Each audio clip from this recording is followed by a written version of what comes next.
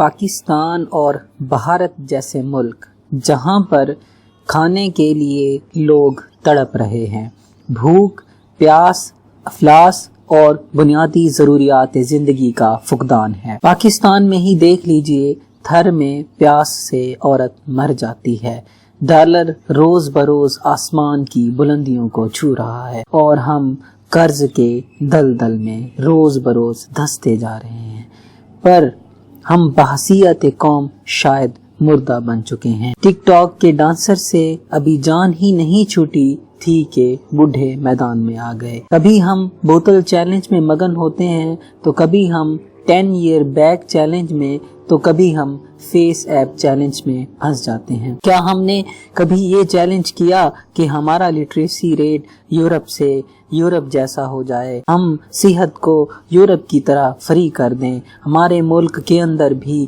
تمام بنیادی ضروریات زندگی سب کے لیے برابر ہوں؟ کیا ہم نے کبھی یہ بھی چیلنج کیا کہ ہمارا ہر بچہ سکول جائے گا؟ کیا ہم یہ چیلنج نہیں چلا سکتے every child in school, every child in school?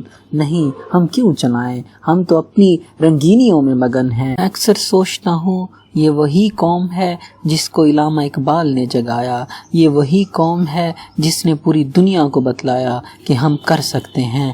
ہم پتہ نہیں کب بحیثیت قوم بدلیں گے، کب جاگیں گے، پھر شاید آغوش کی نیند ہمیں اپنا آپ بھلا چکی ہے۔ اس جیسے ٹرینڈ تو ایسے وائرل ہو جاتے ہیں جیسے کسی جنگل میں آگ لگ چکی ہو، پھر شاید کوئی تھر میں مر جائے یا کوئی بیوہ عورت خودکشی کر لے، ہمیں اس سے کوئی فرق نہیں پڑتا۔ ہم تو شاید اپنی دنیا، اپنی اس رنگینی میں مدہوش ہیں، ہمیں اپنی رنگینیاں عزیز ہیں، ہمیں اس سے کوئی فرق نہیں پڑتا کہ کوئی بھوک سے مر رہا ہے، کوئی پیاس سے مر رہا ہے، ہمارے ملک کا لٹریسی ریٹ کتنا ہے، ہمارا ریونیو کتنا آ رہا ہے۔ ہمیں صرف اپنی اس چھوٹی سی رنگین سوشل میڈیا کی دنیا میں آباد رہنا ہے۔ خدا را جاگ جائیں، خدا را جاگ جائیں، کہیں دیر نہ ہو جائے، کہیں بعد میں ہمیں پچھتانا ہی کیوں نہ پڑے۔